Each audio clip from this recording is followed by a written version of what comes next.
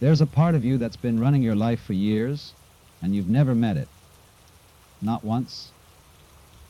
You've never seen its face, never heard its real voice, but it's been making decisions for you, building walls for you, choosing your fears for you. And right now, as you listen to these words, it's trying to protect you from this very truth. Let me ask you something. When was the last time you did something, not because you wanted to, but because you thought you should? When was the last time you felt the quiet achy of being misunderstood, and instead of speaking, you shaped yourself into something easier for others to accept? There's a version of you that you present to the world, the one that knows what to say at dinner tables, the one that smiles at the right moments, nods in agreement, performs competence. That version feels necessary. It feels like survival, but beneath it there's a feeling, a persistent hum, a sense that you're living at a distance from yourself, watching your own life through a window, as though the person out there, living it, is somehow not entirely you. This isn't sadness. It's not even dissatisfaction.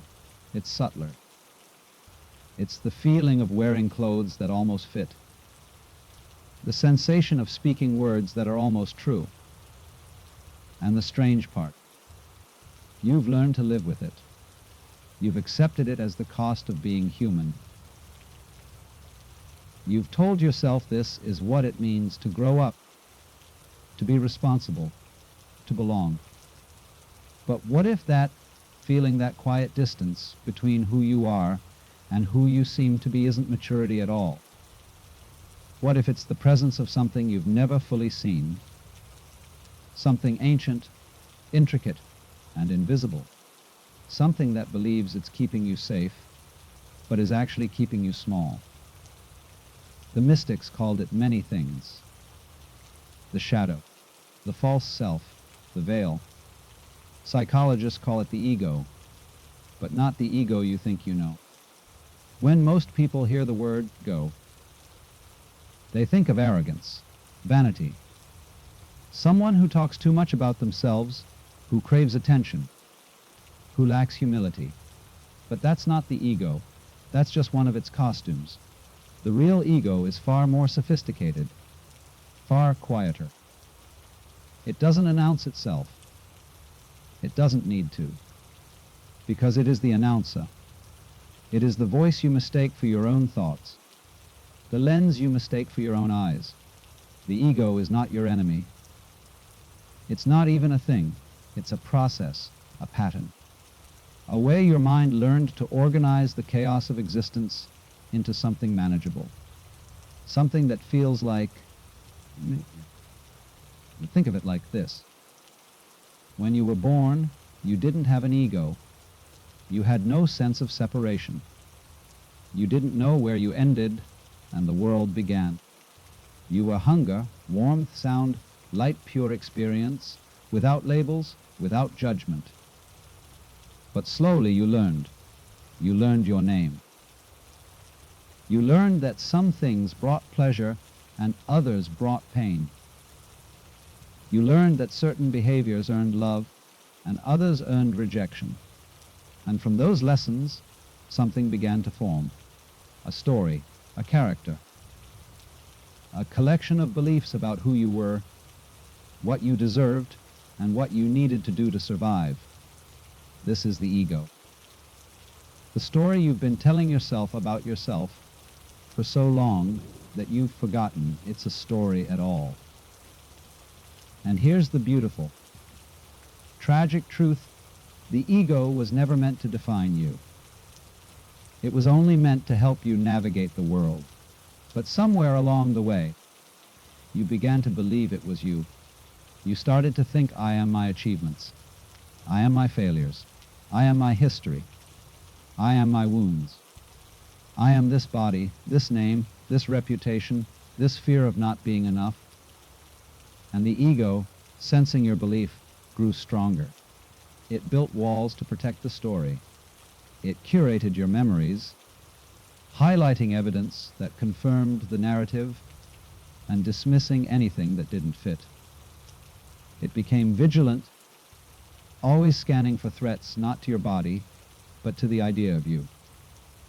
Someone criticizes you. The ego hears you are not safe. Someone succeeds where you haven't. The ego hears you are not enough. Someone loves you. The ego whispers, what if they see the truth and leave? This is why you feel tired, not from the world, but from defending a version of yourself that was never real to begin with.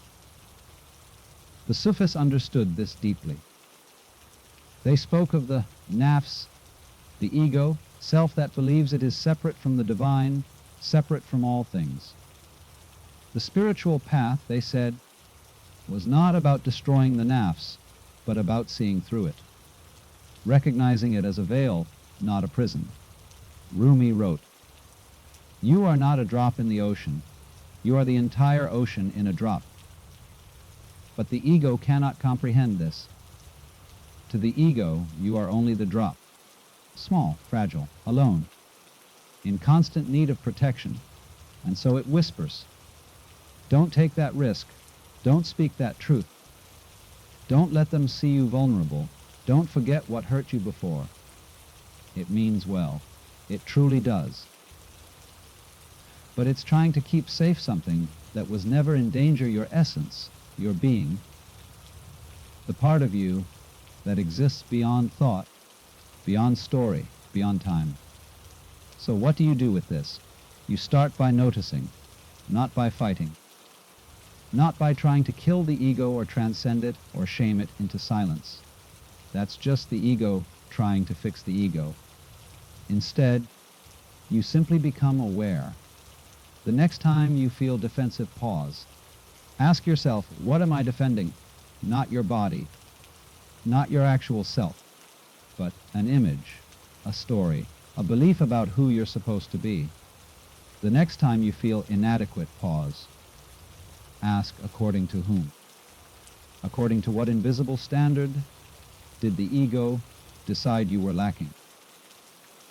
The next time you catch yourself performing, saying what you think you should say, acting how you think you should act, pause. Feel the gap between the performance and the truth. This is not about judgment. It's about awareness. Because the moment you see the ego clearly, it loses its power. Not its presence, it will still be there, still whispering, but its authority over you. You begin to recognize it as an old friend who means well, but doesn't understand that you've outgrown the need for its protection. And in that recognition, something shifts. You stop living at a distance from yourself. You stop defending the story. You step closer to the window, and then, finally, you realize there was never a window at all. Now, let's go deeper.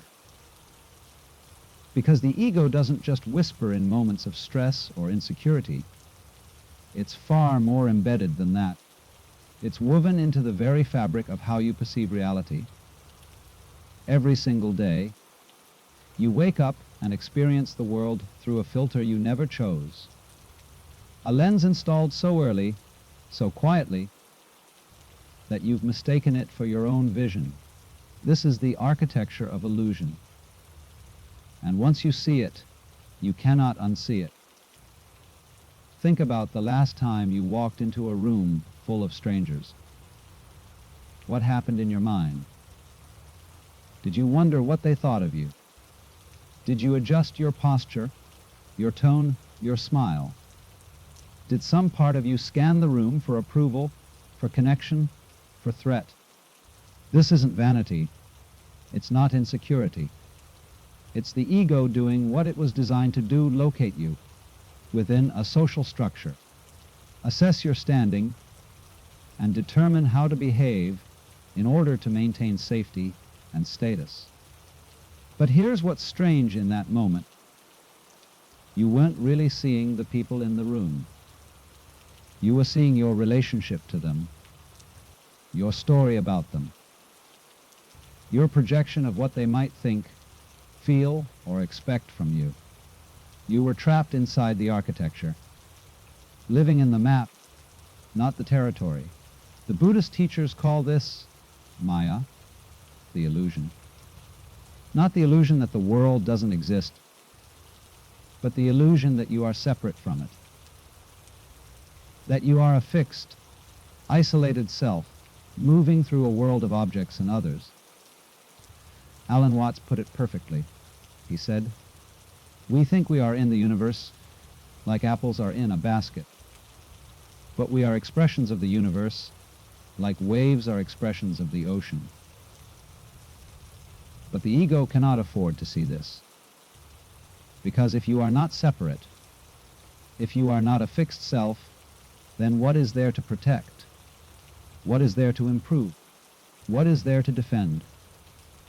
The entire structure collapses, and so the ego works tirelessly to maintain the illusion of separation. It does this through a few key mechanisms so subtle, so automatic, that you've likely never questioned them. First, the ego creates identity through contrast. You know who you are by knowing who you are not. You define yourself in opposition. I am this, not that I am successful, not a failure. I am kind, not cruel. I am right, not wrong. This seems innocent enough, but notice what it does. It traps you in a binary. It makes your sense of self dependent on maintaining distance from what you reject, and anything that threatens that distance any moment where you glimpse the rejected quality within yourself triggers shame, denial, or defensiveness. You cannot be whole if you are constantly exiling parts of yourself to maintain an image. Second, the ego creates continuity through memory. It stitches together your past, present, and future into a single narrative. It says, I am the person who succeeded. I am the person who failed. I am the person who was hurt. I am the person who loved and lost. But this narrative is selective. It's an edited highlight reel, shaped by the ego's need to maintain coherence. It emphasizes certain events and dismisses others. It turns your life into a story with a main character you, and it insists that this character must remain consistent.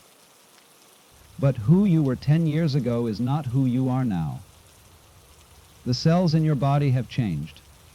Your beliefs have shifted. Your wounds have healed or deepened. You are not the same person, and yet the ego clings to the story, because without it, who would you be? Third, the ego creates meaning through judgment.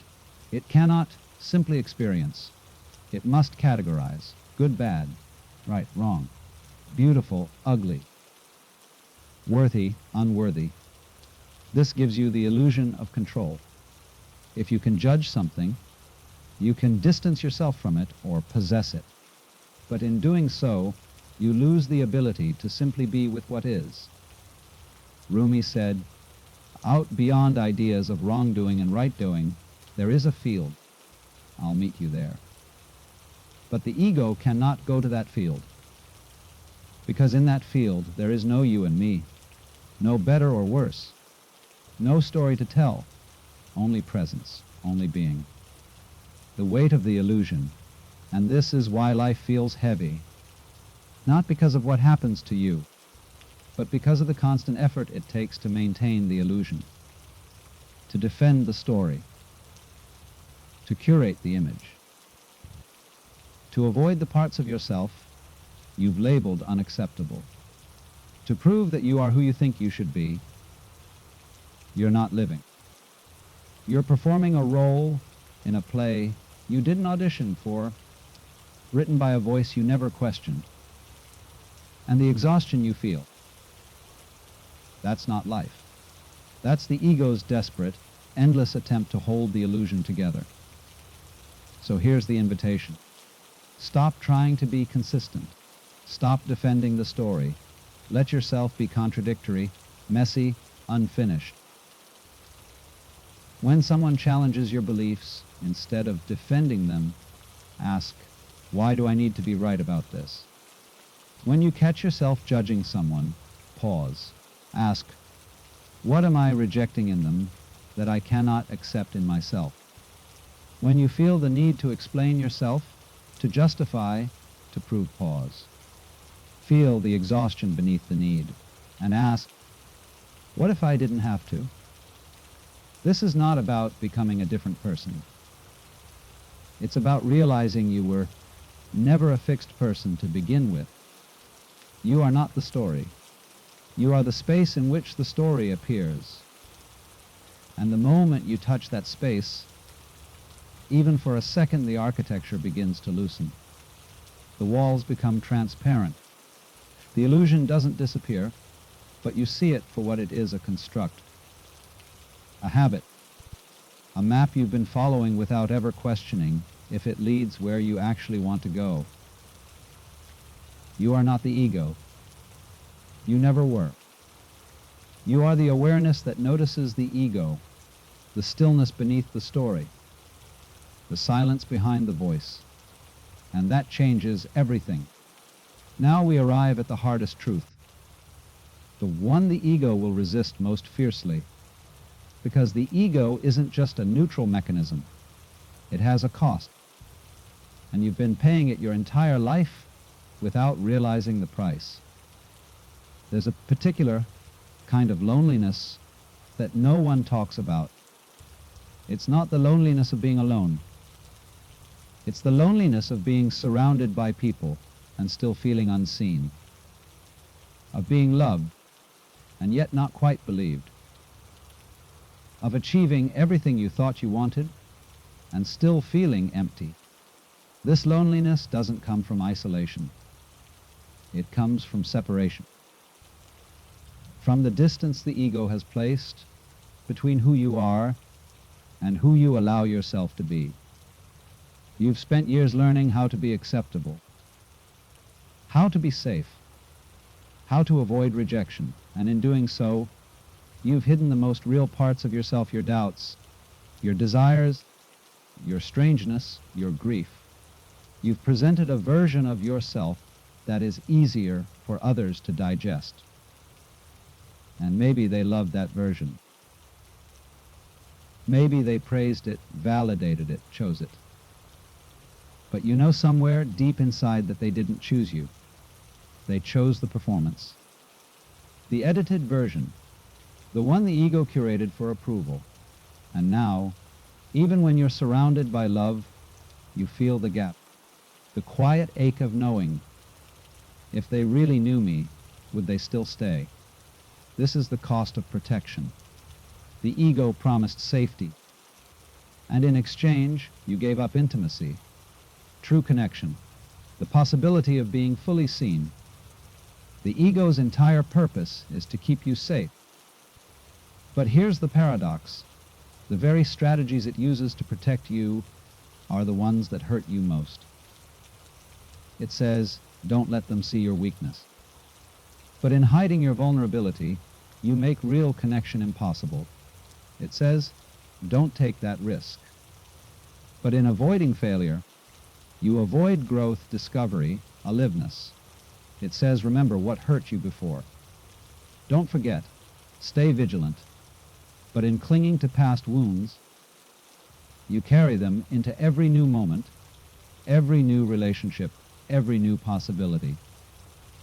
The ego believes that if you let your guard down, something terrible will happen. You'll be rejected, abandoned, exposed as not enough. But what actually happens when you let your guard down, when you stop performing, when you allow yourself to be seen flawed, uncertain, imperfect, real? Sometimes, yes, you are met with judgment, rejection, misunderstanding, but sometimes, often more than you'd expect, you are met with relief, recognition, a mirror. Because the parts of yourself you've been hiding, everyone else is hiding them too. your fear of not being enough, universal. Your grief, your shame, your confusion, human. The Sufi poet Hafiz Roti, don't surrender your loneliness so quickly. Let it cut more deep. Let it ferment and season you as few human or even divine ingredients can. He wasn't saying to wallow. He was saying feel it fully. Because in that feeling, you discover that you are not alone in your aloneness. You are not isolated in your humanity. The ego wants you to believe that your struggles are unique, that your flaws make you unworthy, that if people really knew you, they would turn away. But the truth, your struggles are the most universal thing about you. Your humanity is your connection. Your imperfection is your belonging. Here's what the ego doesn't understand: the armor it built to protect you has become a prison. You stopped letting people hurt you, but you also stopped letting them reach you. You stopped risking rejection, but you also stopped risking love. You stopped exposing your wounds, but you also stopped allowing them to heal. The ego built walls, and then it locked you inside them. And now, years later, you feel the weight. Not of the world, but of the protection. The exhaustion of maintaining the facade. The loneliness of being known, but not seen. The quiet desperation of a life lived at arm's length from itself. This is not failure. This is not weakness. This is the natural consequence of mistaking safety for aliveness. So what would it mean to lower the walls, not recklessly, not naively, but consciously? What would it mean to let someone see the part of you that you've labeled unacceptable? What would it mean to speak the truth, even if your voice shakes? To admit, I don't know, I'm scared, I'm struggling, I'm pretending more than you realize. What would it mean to stop curating your life for approval and start living it for truth? This is terrifying to the ego. Because to the ego, exposure equals annihilation. But to the soul, exposure equals liberation. The spiritual teacher Ram Dass said, the quieter you become, the more you can hear. But what are you hearing? Beneath the ego's constant commentary, beneath the fear and the defense and the performance, what's there? Silence. Spaciousness. A kind of okayness that doesn't depend on anything being different than it is. The ego cannot comprehend this. It thinks okayness must be earned. But the deeper truth is this: you were okay before you achieved anything. You were okay before anyone approved. You were okay before you learned to perform. You were okay when you were born, untouched by story, by judgment, by fear. And you are okay now, not because of what you've done or who you've become, but because you are, because existence itself is enough. This week, try something small but radical. Let yourself be unimpressive. Let a conversation be awkward. Let someone see you uncertain. Let yourself fail at something without explaining or justifying. Notice the discomfort. That's the ego. But notice what happens beneath the discomfort. There's a lightness, a relief. The exhausting performance drops away, even just for a moment. And in that moment, you remember you are not the armor. You are what the armor was trying to protect. And that part of you, it was never in danger. The cost of protection is intimacy. The cost of safety is aliveness. The cost of hiding is belonging.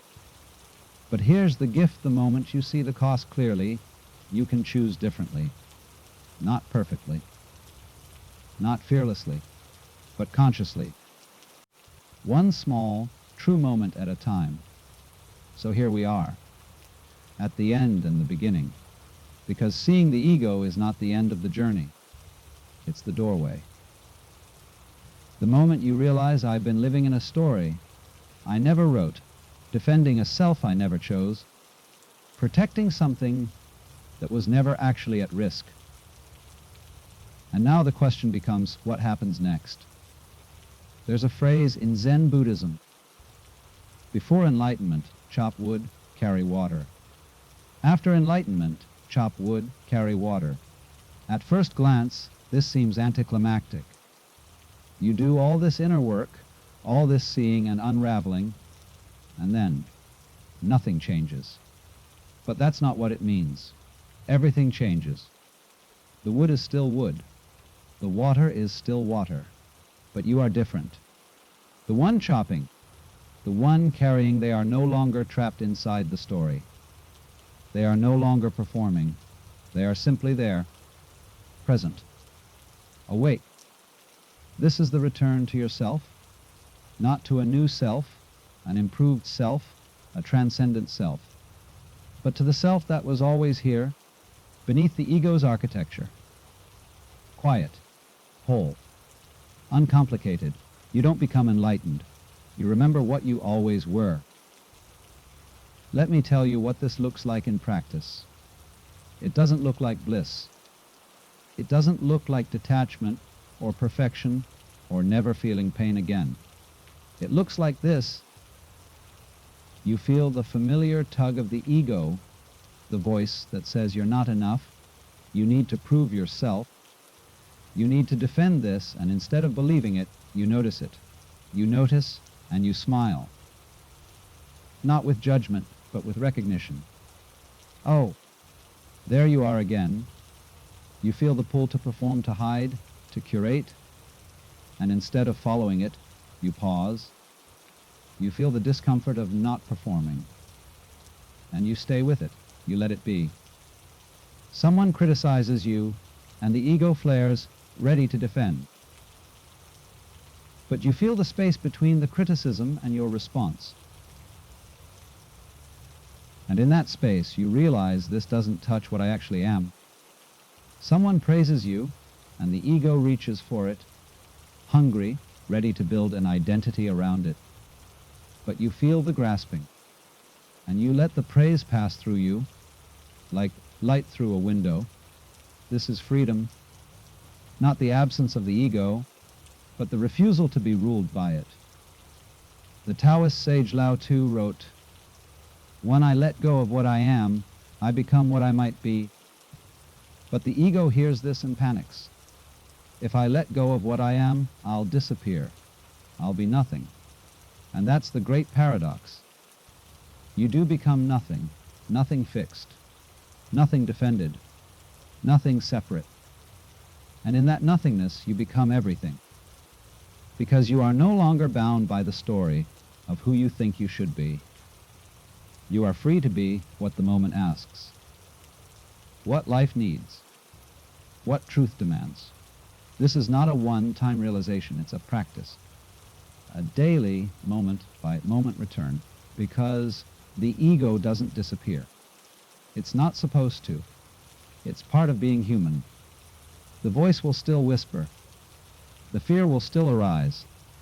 The impulse to defend, to perform, to hide it will still show up. But now you have a choice. Now you see it. And every time you see it, every time you notice the ego at work and choose not to follow it, you weaken its grip. Not through force, through awareness. The spiritual teacher Eckhart Tolle said, "The moment you realize you are not present, you are present." The same is true here. The moment you realize you are identified with the ego, you are no longer fully identified with it. You've created a gap, a space, a possibility, and in that space something else can emerge, not a better ego, not a spiritual ego that's now enlightened, but the simple, direct experience of being alive, of breathing, of seeing, of existing without the need to be anything in particular. Here's what changes when you stop living from the ego. You stop taking things personally. Not because you're detached, but because you realize most of what people say and do has nothing to do with you. It's their ego, their story, their pain. You stop needing to be right. Not because you don't have opinions, but because you no longer need your identity to be validated by being correct. You stop comparing. Not because you've achieved some spiritual superiority, but because you realize there is no race. There is no hierarchy. There is only your life unfolding in its own time. You stop waiting, waiting to be ready, waiting to be healed, waiting for permission. You realize this moment, exactly as it is what you've been waiting for. And most importantly, you stop abandoning yourself. You stop shaping yourself into what you think others need. You stop betraying your truth for acceptance. Because you realize the acceptance you've been seeking was never out there. It was always here, waiting for you to stop running, waiting for you to turn inward and say, I see you, all of you, and you are enough. Here's the practice for the rest of your life. Each morning, before the day pulls you into its rhythm, take a moment, just one breath, and ask yourself, who is aware of this moment? Not who is thinking about it, not who is judging it, but who is aware. That awareness, that quiet, spacious presence, that's you. Not the story, not the ego, just this, just here. And throughout the day, whenever you feel the grip of the ego, the fear, the defense, the performance, come back to this question. Who is aware? Not to transcend the feeling, not to escape it, but to remember you are not the feeling. You are the space in which the feeling appears. And that space, it cannot be threatened. It cannot be diminished. It cannot be lost. It is what you are, what you have always been, what you will always be. The ego you never knew you had, you've met it now. You've seen its strategies, its fears, its endless attempts to keep you safe by keeping you small. And now you have a choice, not to destroy it, not to transcend it, but to see it, to hold it lightly, to say, thank you for trying to protect me. But I don't need protection from life.